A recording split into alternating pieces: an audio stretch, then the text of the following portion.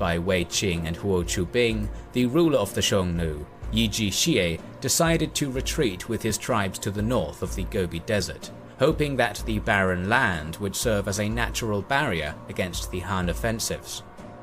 Emperor Wu summoned his generals and announced his plan for a massive expeditionary campaign.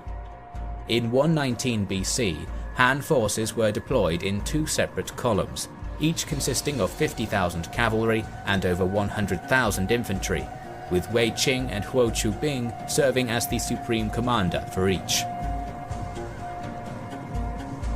Huo Qubing's forces set off from Dai Prefecture, marched over 1,000 miles, and directly engaged the forces of Xiongnu's worthy prince of the east. The battle was swift and decisive, as Qubing's army quickly encircled and overran their enemy, killing and capturing many thousands. Huo Qubing's forces also suffered heavy losses, but were able to quickly recruit locals to add to their numbers. The general then continued his pursuit as far as Lake Baikal, effectively annihilating one of the Xiongnu clans. Wei Qing's force, setting off from Dingshan, was comparatively weaker than its eastern counterpart, as it consisted mainly of leftovers from Huo Qubing's preferential picks.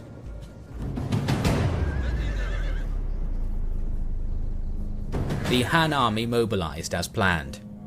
After a journey of over 500 miles, they encountered the Chan Yu's main force of 80,000 cavalry.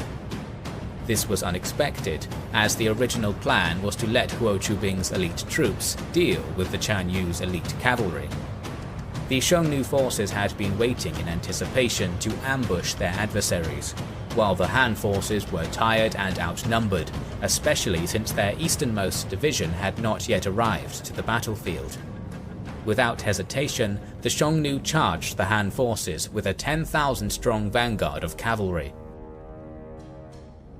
Wei Qing recognized the odds against him and quickly took defensive countermeasures.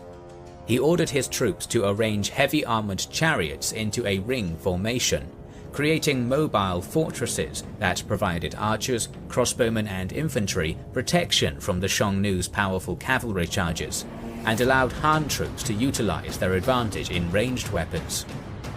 Wei Qing then put all of his cavalry into the formation of chariots, except for a 5,000-strong force which was deployed as a separate group, tasked with attacking any Xiongnu forces that managed to infiltrate the ringed chariot formation. This tactic proved effective in countering the momentum of the nomadic cavalry, as the Xiongnu forces were unable to breach the Han lines. With the Xiongnu's initial push neutralized, the battle solidified into a stalemate, with neither side gaining the upper hand. This stalemate lasted until dusk, when a sandstorm obscured the battlefield. Knowing that this was his chance, Wei Qing sent in both his main force and reserve force.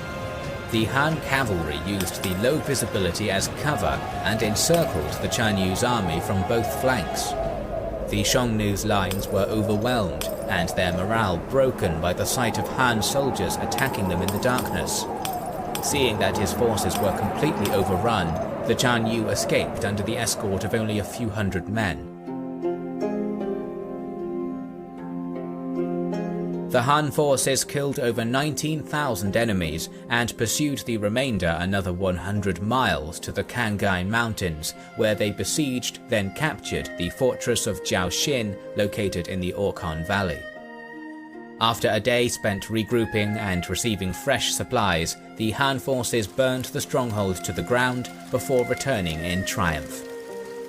According to the Book of Han, the official historic document of the Han dynasty, one could no longer see the court of the king in the south of the Gobi Desert.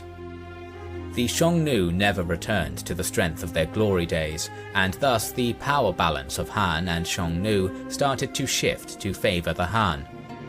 1 century later, the Xiongnu divided into South Xiongnu and North Xiongnu. The southern branch of Xiongnu became subordinate to the Han Empire, while the northern branch of Xiongnu, under attack from South Xiongnu, the Han Empire and other nomadic tribes, started to migrate westward. According to a number of scholars, the Xiongnu were the ancestors of the Huns, who indirectly caused the destruction of the Western Roman Empire. The Han Empire, on the other hand, divided into 3 kingdoms in 220 AD, after ruling China for 400 years.